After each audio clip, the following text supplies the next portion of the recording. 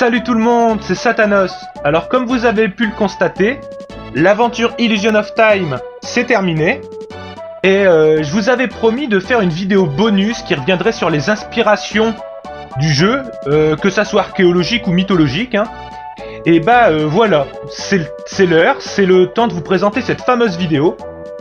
Alors avant toute chose, j'aimerais remercier Clem du site Square Palace qui m'a énormément aidé, que ce soit pour la recherche des images, pour l'écriture du script, pour des conseils aussi pour vérifier si le son était bon, si les images ça passait bien.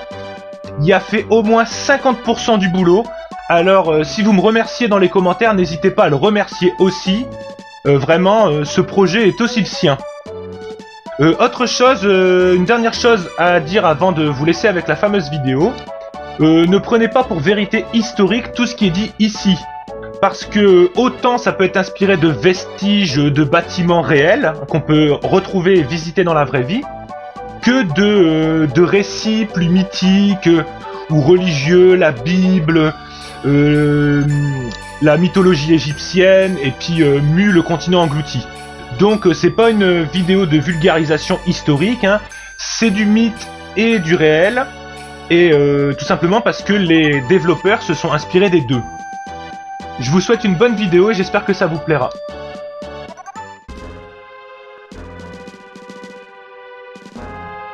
Le monde entrait dans une phase d'exploration.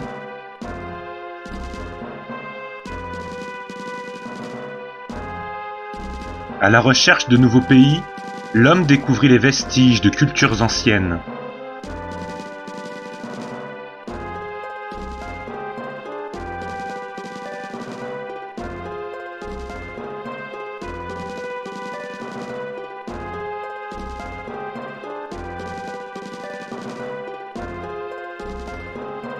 Peu à peu, maintes légendes firent surface.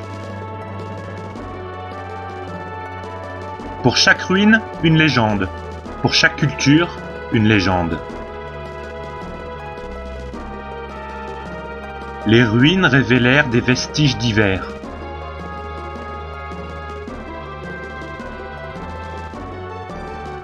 Une des légendes narrait l'existence de statues mystérieuses revêtant la forme des esprits. Ce qu'un esprit représentait pour les peuples anciens, les ruines restent muettes.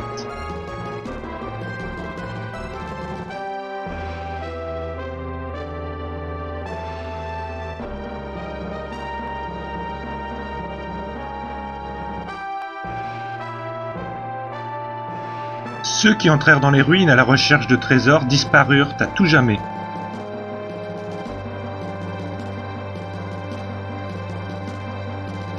Certains parlent de pièges protégeant les trésors, d'autres disent qu'un sort les préservait.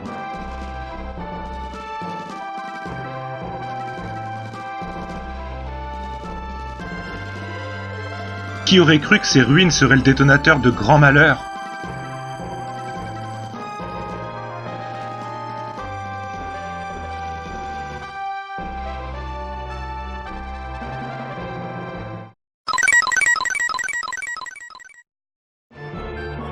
La civilisation maya est une des plus anciennes d'Amérique. De 1000 avant Jésus-Christ à 1500 environ, elle s'étendait sur la péninsule du Yucatan, du sud du Mexique à l'ouest du Salvador. C'est le premier peuple que l'on rencontre dans le jeu, tout d'abord dans le village d'Itoriville, puis dans les ruines qui s'ensuivent. Nous avons croisé durant ce périple plusieurs statuettes et sculptures dont la forme des yeux, du nez et de la bouche rappellent l'art maya. Tandis que d'autres figures semblent plutôt se revendiquer de cultures ultérieures d'une part, avec la civilisation des Aztèques, mais aussi de folklore antérieur d'autre part, avec la société olmèque, autre peuple difficile de différencier des premiers Mayas. Dans les ruines, on peut également apercevoir à plusieurs reprises des symboles sur des dalles. Ce sont des glyphes qui sont à la base du système d'écriture des Mayas.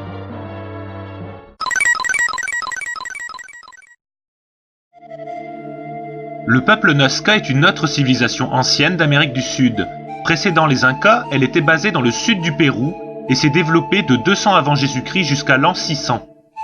Les Nazca sont surtout connus pour avoir tracé des géoglyphes, d'immenses lignes ou des figures représentant des animaux et observables depuis le ciel.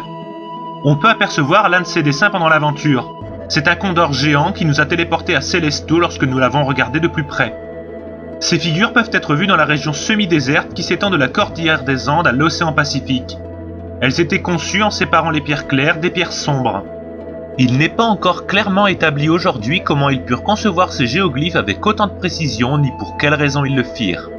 Petit détail amusant, un géoglyphe très similaire à celui vu durant l'aventure est visible dans le jeu d'arcade Xevious, ainsi que dans Actraiser et Evo Search for Eden sur Super Nintendo, des jeux quintet, tout comme Illusion of Time.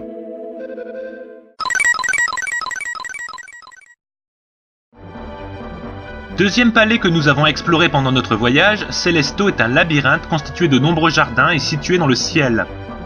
Il est possible d'associer cet endroit à l'une des 7 merveilles du monde antique, les célèbres jardins suspendus de Babylone.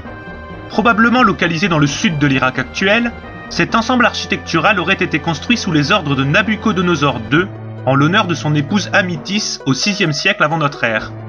Il était composé de 5 terrasses en forme de pyramide reliées entre elles par de gigantesques escaliers de marbre.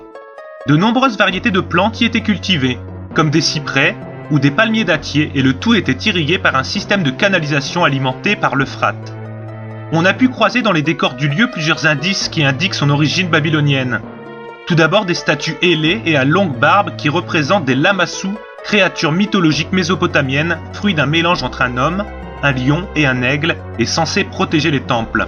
Et si dans la version japonaise le gardien de ce donjon n'est qu'un aigle géant, dans les éditions occidentales nous avons eu affaire à un étrange volatile à tête de pierre doté de cerfs, qui pourrait bien être une référence à Im-Dugud, divinité maléfique du folklore mésopotamien, représentée par un aigle à tête de lion.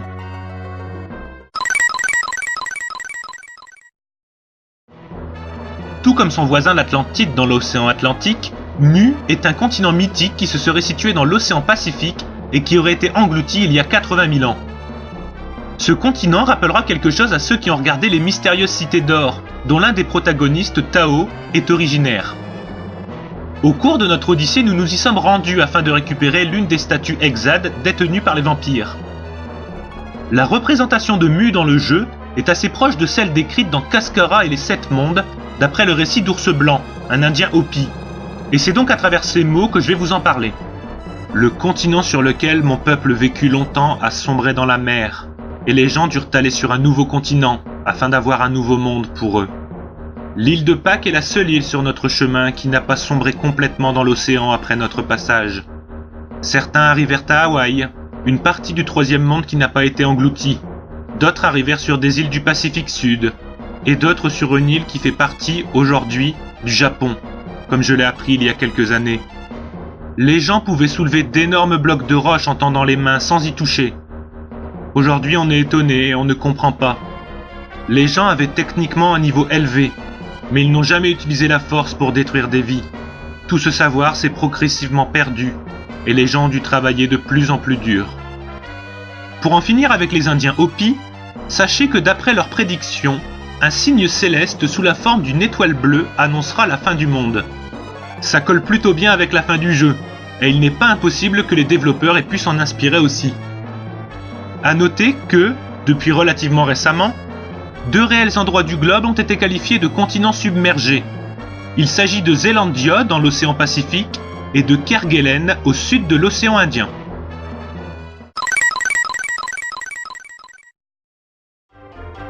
Vous vous rappelez sûrement de notre promenade sur la Grande Muraille de Chine à la recherche de notre ami Luke.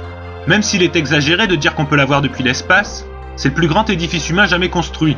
Érigé afin de protéger la frontière nord des invasions barbares, elle s'étend sur 6700 km de long, pour une muraille de 5 à 10 mètres de large. Dans ce même donjon, nous avons pu croiser de nombreuses statues de soldats. C'est très certainement une référence au mausolée de l'empereur Qin. Il a été découvert à proximité de la ville de Xi'an en 1974. C'est-à-dire près de 2300 ans après sa construction, et seulement 20 ans avant la sortie du jeu. C'est un monument funéraire qui contient des milliers de soldats en terre cuite gardant l'empereur défunt. Ils ont presque tous un visage différent, et sont un peu plus grands qu'un homme. Cette armada est composée de 6000 guerriers auxquels on ajoute 1400 cavaliers, chevaux et fantassins, appelés l'armée de gauche.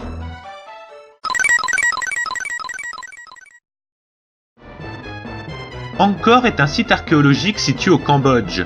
C'est un ensemble de nombreuses ruines datant du 9e au 15e siècle, quand ce lieu était une des capitales de l'Empire Khmer. Il s'étale sur plus de 1000 km². Durant l'intro du jeu, nous avons pu apercevoir le temple d'Angkor Wat, mais par la suite, alors que le texte à l'écran nous induit en erreur, c'est bien le temple Bayon d'Angkor Thom, construit près d'un siècle plus tard, dont nous avons pu parcourir le donjon. En effet, plusieurs détails architecturaux de celui-ci semblent avoir directement inspiré les développeurs, comme les visages incrustés dans les fresques murales ou les statues de danseuses Apsara qui ornent les lieux. Ces nymphes d'une grande beauté sont nées du barattage de la mer de lait, un événement tiré de la cosmologie hindouiste. Elles sont arrivées des Indes il y a 1500 ans, surgies des eaux pour séduire les hommes. Leurs gracieuses silhouettes se sont inscrites dans l'architecture des différents monuments d'Angkor, et certaines d'entre elles continuent de charmer bien des visiteurs.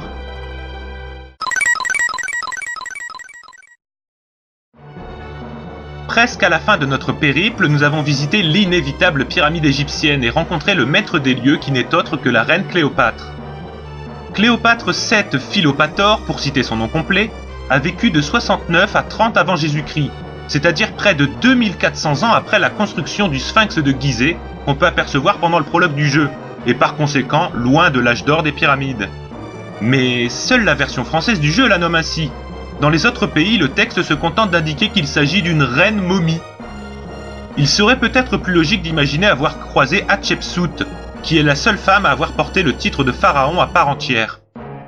Cette reine a régné de 1479 à 1457 avant notre ère, et elle est connue pour avoir été une des plus grandes bâtisseuses de l'histoire égyptienne.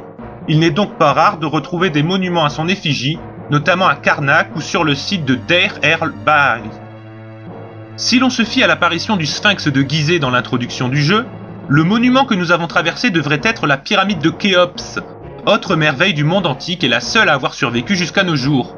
Ce tombeau a été édifié il y a plus de 4500 ans sous les directives de l'architecte Emyounu. Nous avons également dû affronter à de nombreuses reprises des momies, dont les sarcophages étaient brisés. En Égypte ancienne, le rituel de l'embaumement, longtemps réservé aux monarques et aux initiés, avait pour but d'offrir un cadre de vie à l'âme avant qu'elle ne continue son chemin. Retirer ces bandelettes à une momie pouvait réveiller l'ombre, unité vampirique à la recherche de fluides humains, et c'est pourquoi un fantôme bleuté se mettait à la poursuite de notre héros lorsque celui-ci avait détruit l'enveloppe qui le protégeait.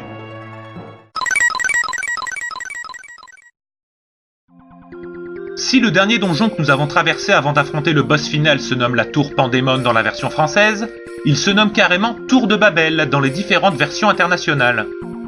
Pour représenter à l'écran cet édifice tiré de l'Ancien Testament, il semble que les graphistes se soient basés sur le minaret en spirale de la grande mosquée de la ville de Samarra en Irak, construit au 9e siècle et qui a déjà inspiré plusieurs artistes occidentaux par le passé. L'histoire de la Tour de Babel nous est contée dans la Genèse, le premier livre de la Bible. Il s'agirait d'un immense bâtiment situé en Mésopotamie en Irak actuel, et dont le sommet aurait touché le ciel. N'appréciant pas cet affront, Dieu aurait décidé de donner une langue différente aux différents bâtisseurs afin qu'ils ne puissent plus se comprendre, et ainsi la construction fut stoppée.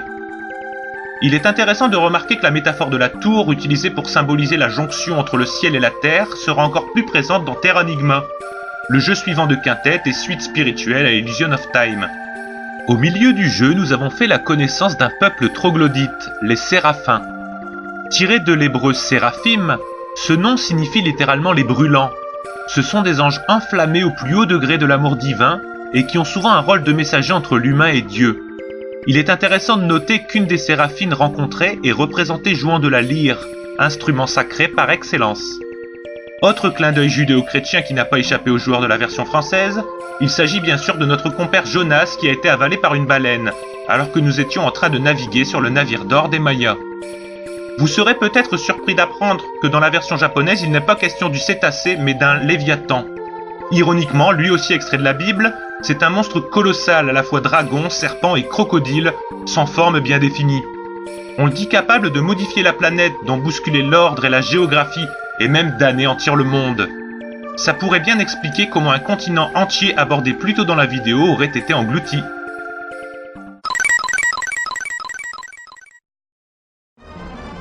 Caché. Samuel le bijoutier nous cache quelque chose, et ce quelque chose est relié à tous les aspects sombres du jeu. À la fin de l'aventure, on découvre que le bijoutier est le grand chef du trafic des esclaves. Le jeu comporte en effet de nombreux passages ténébreux sur des thématiques pour le moins sérieuses, et assez souvent notre compère collectionneur de rubis n'est jamais loin. Paul lui-même succombe à la cupidité en révélant l'emplacement de la fugue aux marchands d'esclaves. Dans la ville de Fresia, il y a aussi un marché d'esclaves où des humains d'un pays lointain furent kidnappés. Dans la ville d'Aquaville, il est question d'une forme de trafic humain. Le jeu de la vie humaine contre de l'argent, illustré dans la scène avec le joueur de gobelet russe. C'est une remise en question sur la valeur de la vie. Quelqu'un dans la ville rappelle à notre héros cette valeur. La société Rolec est en grande partie responsable de tous les flux de marchandises entrant et sortant de Prospera. Notre héros constate que cette société est impliquée dans l'esclavage des êtres humains en découvrant une pièce secrète dans le lieu saint de la ville.